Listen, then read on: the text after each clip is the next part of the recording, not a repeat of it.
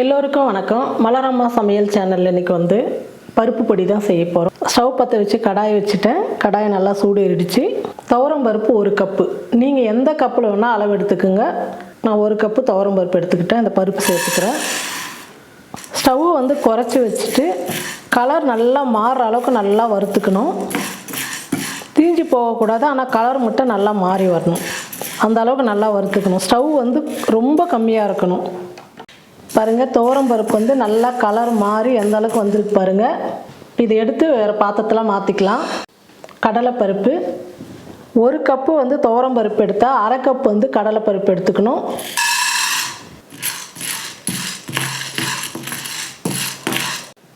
கடலைப்பருப்பு நல்லா பொன்னூறுலாம் வறுத்துட்டோம். இதை வேறு பாத்திரத்தில் மாற்றிக்கலாம். 1/2 கப்பு பாசிப்பருப்பு,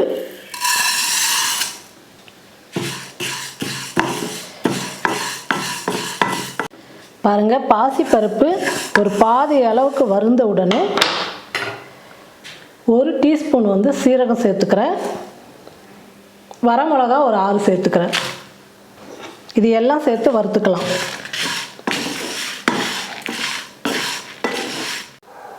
இப்போ ஸ்டவ் ஆஃப் பண்ணிடலாம். இந்த சூட்லேயே வந்து கொஞ்சம் நேரம் வறுத்துக்கலாம். இந்த கடாயோட சூட்லேயே வந்து சீரகம் எல்லாமே வந்து வறுபட்டுடும். அதனால் வந்து ஸ்டவ் ஆஃப் பண்ணிடலாம். பாருங்கள், இந்த சூட்லேயே நல்லா வறுபட்டுடுச்சு. இது ஒரு தட்டில் மாற்றிக்கலாம். இதெல்லாம் சூடு நல்லா ஆறட்டும். மிக்ஸியில் போட்டு பவுட்ரு பண்ணிக்கலாம். கொஞ்சம் நைஸாக அரைச்சிக்கணும். இது சாதத்தோடு சாப்பிட்றதுக்கு. அதனால் வந்து கொஞ்சம் நைஸாக அரைச்சி எடுத்துக்கலாம்.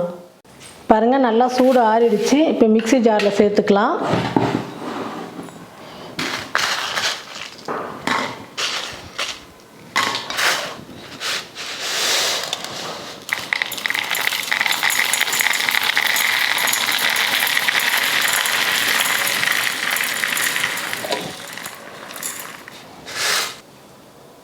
இது கூட வந்து தேவையான அளவுக்கு உப்பு சேர்த்துக்கிறேன்.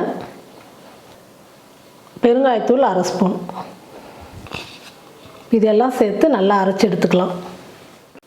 பாருங்கள், நல்லா அரைச்சி எடுத்துக்கிட்டேன். இது ஒரு பாத்திரத்தில் மாற்றிக்கலாம். நல்லா சூடு ஆறட்டும்னு சொல்லிட்டு ஒரு கண்ணாடி பாட்டிலில் வந்து நம்ம ஸ்டோர் பண்ணி வச்சுக்கிட்டா, நம்ம எங்காவது வெளியே போயிட்டு வரோம், இல்லை வெறும் சாதம் மட்டும் தான் வெடிக்க முடிஞ்சுது, வீட்டில் எதுவும் காய்கறி இல்லைன்னா டக்குன்னு சூடாக சாதம் போட்டுக்கின்னு இந்த பருப்பொடி போட்டு நல்லா ஊற்றி சாப்பிட்டிங்கன்னா அவ்வளோ சூப்பராக இருக்கும். ரொம்ப நல்லாயிருக்கும். பாருங்கள், இது செய்யறதுக்கு வந்து 10 நிமிஷம் கூட நமக்கு ஆகலை.